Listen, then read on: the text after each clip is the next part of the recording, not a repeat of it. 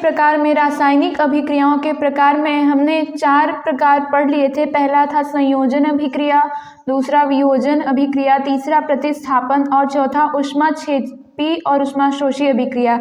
आज हम 5वां प्रकार ऑक्सीकरण तथा अपचयन अभिक्रिया के बारे में पढ़ेंगे। ऑक्सीकरण एक प्रक्रिया है जिसमें ऑक्सीजन का योग हो और दूसरा होता है ऑक्सीजन के योग से हटकर या हाइड्रोजन का पृथक होना। हाइड्रोजन का पृथक होना मतलब किसी अभिक्रिया से हाइड्रोजन हट जाए, निकल जाए, या हाइड्रोजन का पृथक होना ऑक्सीकरण प्रक्रिया होती है। और मतलब इसके अनुसार इसकी परिभाषा लिख सकते हैं कि यदि वह अभिक्रिया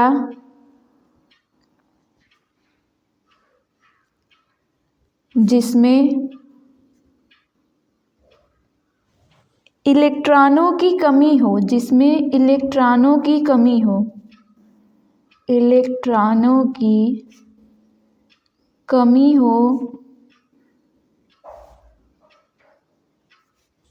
या ऑक्सीकरण संख्या में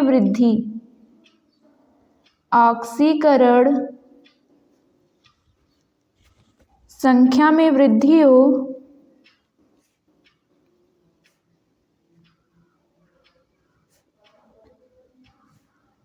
उसे ऑक्सीकरण अभिक्रिया कहते हैं।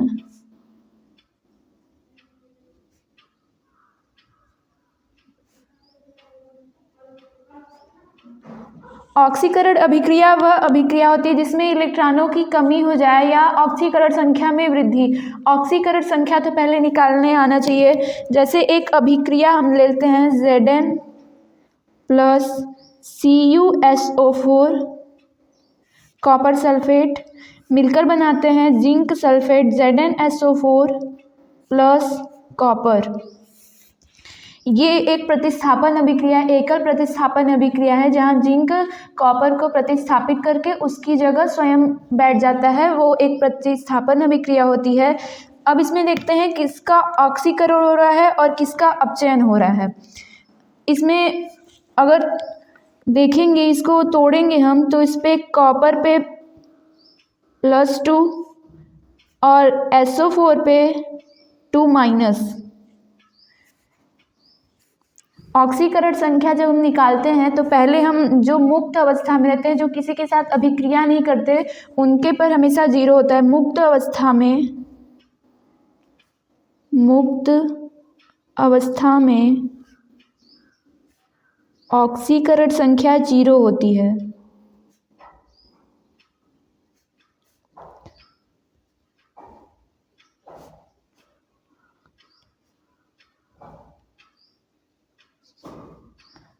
मुक्त अवस्था में ऑक्सीकरण संख्या 0 होती है। और जो धातु होते हैं, जैसे पहले वर्ग के जैसे क्षार धातुएं, हमारी क्षार धातुओं की ऑक्सीकरण संख्या +1 होती है।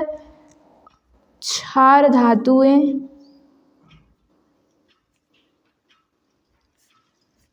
+1 होती है। और क्षारीय धातुएं, उन्हीं के बगल में जो दूसरा हमारा होता है क्षारीय धातुएं,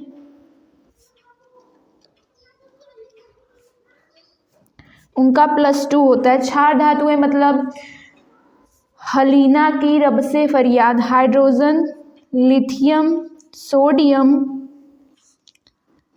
पोटेशियम, रुबिडियम, सीजियम और फ्रांसियम, ये हमारे क्षार धातुएं हैं जिनका +1 ऑक्सीकरण संख्या होता है। क्षार धातु और क्षारीय धातु मतलब बेरिलियम,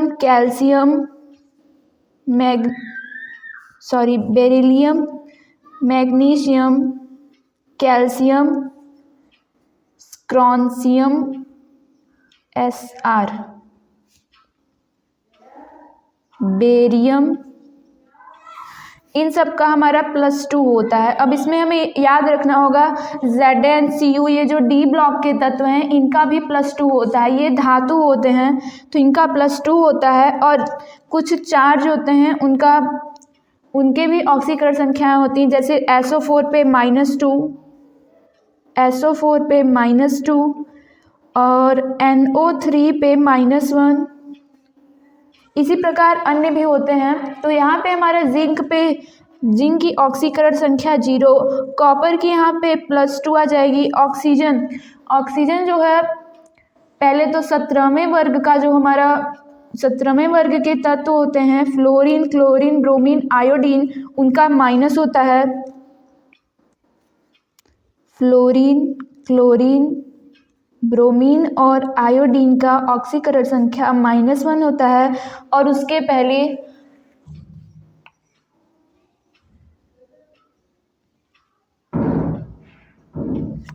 ऑक्सीजन, सल्फर, ऑक्सीजन का जो होता है -2 होता है। सल्फर की कोई संख्या निश्चित नहीं होती, ये 6 भी हो सकता है, अन्य भी हो सकते हैं।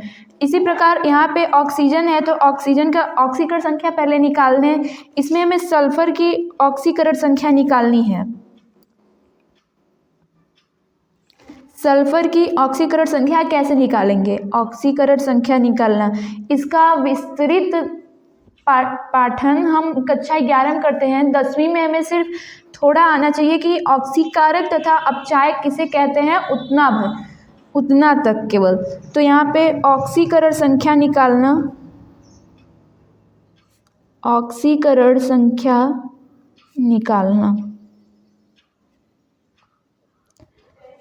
यहाँ पे हमारा CuSO4 एक यौगिक है जिसमें हमें कॉपर का पता है, ऑक्सीजन का पता है। हमें सल्फर की ऑक्सीकरण संख्या निकालनी है। तो कॉपर का +2 होता है, +2 इसको लिखेंगे, प्लस सल्फर जिसका निकालना होता है उसको X, प्लस ऑक्सीजन का भी मैंने बताया -2। तो यहाँ पे 4 उसके परमाणु हैं तो उस 4 का गुणा करके -2 बराबर 0। ये एक न्यूट्रल कंपाउंड है, उदासीन यौगिक है, इसलिए 0 के बराबर करेंगे। अगर इस पर कोई चार्ज होता तो उसकी चार्ज के बराबर होता। तो यहाँ पे 2 + X - 4 दूना 8 बराबर 0। X बराबर आ जाएगा यहाँ पे 8 - 2, X बराबर 6। मतलब CuSO4 में सल्फर की ऑक्सीकरण संख्या +6 होती है। अब यहाँ पे देखेंगे जिंक मैंने बताया मुक्त अवस्था में किसी भी परमाणु या अणु का ऑक्सीकरण संख्या 0 होता है, और यहाँ पे ZnSO4 जो है SO4 के साथ हो गया, इसलिए यहाँ पे इसका ऑक्सीकरण हो गया और इस पे +2 हो गया ऑक्सीकरण संख्या। और कॉपर जो था इधर +2 उसकी ऑक्सीकरण संख्या थी, और उत्पाद में मुक्त अवस्था में हो गया, इसलिए उसकी ऑक्सीकरण संख्या 0 हो गई। तो यहाँ पे हमारा ZnSO4 से ऑक्सीकरण हो रहा है,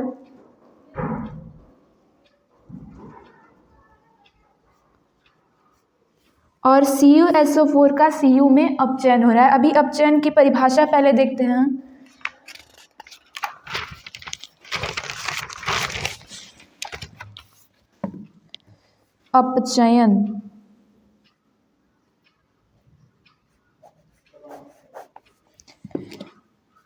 अपचयन वह प्रक्रिया है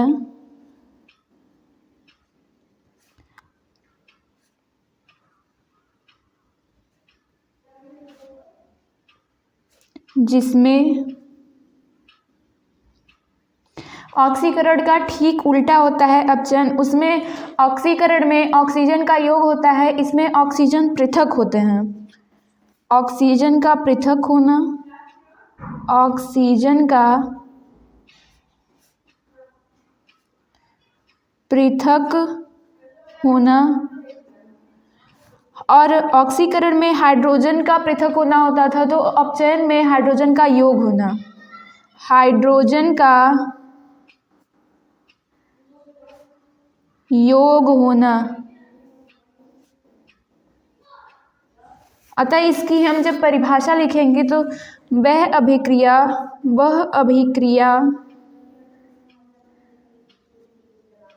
वह अभिक्रिया जिसमें किसी परमाणु या अणु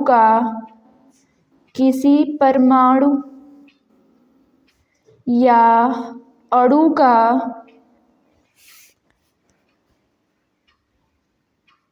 इलेक्ट्रॉनों में कमी। ऑक्सीकरण में अणु या परमाणु के इलेक्ट्रॉनों में वृद्धि होती थी और अपचयन में ठीक उसका उल्टा इलेक्ट्रॉनों की कमी होती है।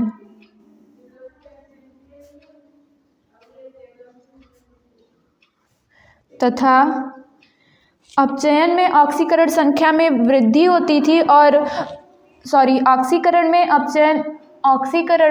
ऑक्सीकरण संख्या की वृद्धि होती थी और अपचयन में ऑक्सीकरण संख्या की कमी होती है। तो इसमें इलेक्ट्रॉनों की वृद्धि तथा ऑक्सीकरण संख्या में कमी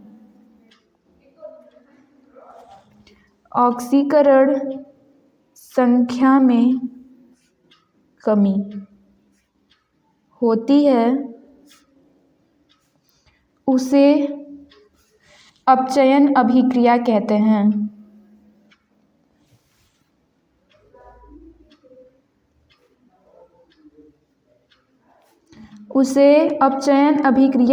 हैं। अपचयन अभिक्रिया को इंग्लिश में रिडक्शन कहते हैं।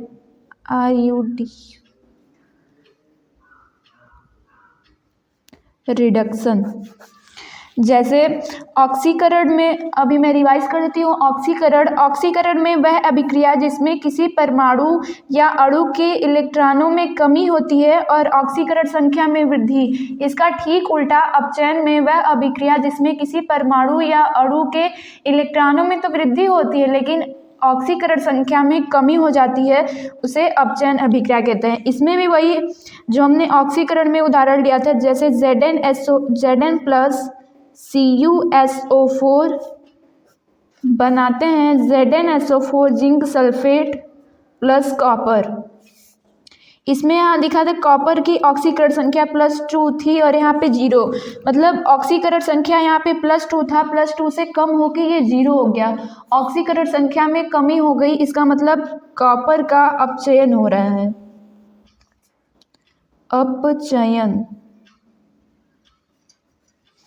कॉपर का अपचयन हो रहा है और Zn पे यहाँ पे 0 उसकी ऑक्सीकरण संख्या थी क्योंकि वो मुक्त अवस्था में था, और यहाँ पे ZnSO4 की ऑक्सीकरण संख्या +2 है, इसलिए Zn का ऑक्सीकरण हो रहा है।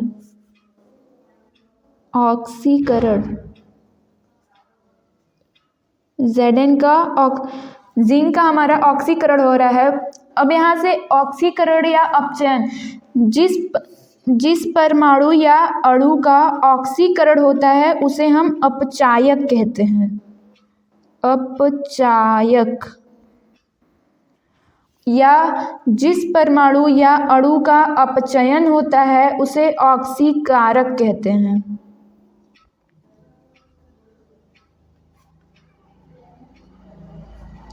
ऑक्सीकारक कहते हैं। ठीक उल्टा होता है, जिसका ऑक्सीकरण हो रहा है उसे अपचायक और जिसका अपचयन हो रहा है उसे ऑक्सीकारक कहते हैं। अब अपचयन के कुछ अन्य उदाहरण ले लें, जैसे Na+ इलेक्ट्रॉन। पहले सोडियम धातु में से एक इलेक्ट्रॉन को निकाल लिए तो वो Na+ बन गया। अब Na+ में एक इलेक्ट्रॉन और डाल दें तो इस पे ये न्यूट्रल हो जाएगा। इसमें यहाँ पे हम Na का अगर इलेक्ट्रॉनिक विन्यास बना है तो इसका होगा 2 8। एक प्लस होने के मतलब इसकी परमाणु संख्या 11 होती है और ये एक चार्ज के रूप में एक आ गया, तो इसकी जो इलेक्ट्रॉनिक विन्यास होगा 2 और 8 होगा। और यहाँ पे अगर इलेक्ट्रॉनिक विन्यास बना है तो 2 8 और 1, तो यहाँ पे इलेक्ट्रॉनों की संख्या में वृद्धि हो गई, अतः ये अपचयन अभिक्रिया है। पुनः अगर इसी अभिक्रिया को उल्टा कर दें, मतलब अगर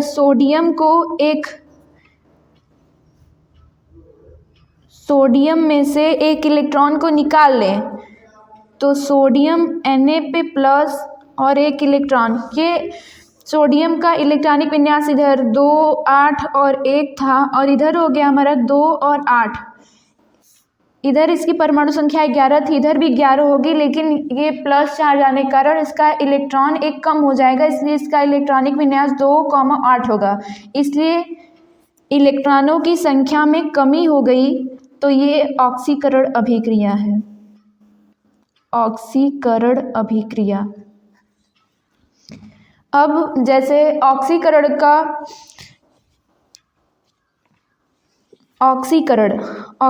को इंग्लिश में कहते हैं ऑक्सीडेशन, और अपचयन को कहते हैं रिडक्शन।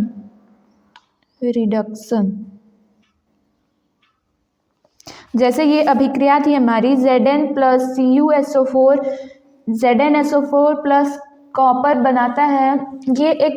इसमें ऑक्सीकरण तथा अपचयन दोनों अभिक्रियाएं हो रही हैं। तो इसको जब हम ऑक्सीडेशन और रिडक्शन को प्लस करते हैं तो ये एक हमारा नई अभिक्रिया बनता है रेडॉक्स।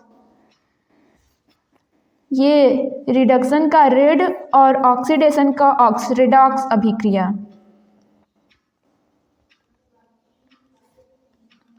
रेडॉक्स अभिक्रिया वे अभिक्रिया होती हैं जिनमें ऑक्सीकरण तथा अपचयन दोनों हो। वह अभिक्रिया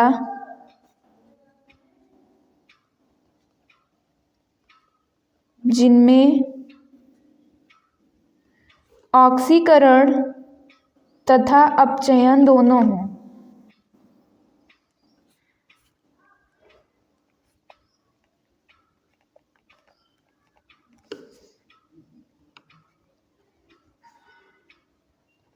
उन्हें रेडॉक्स अभिक्रियाएं कहते हैं।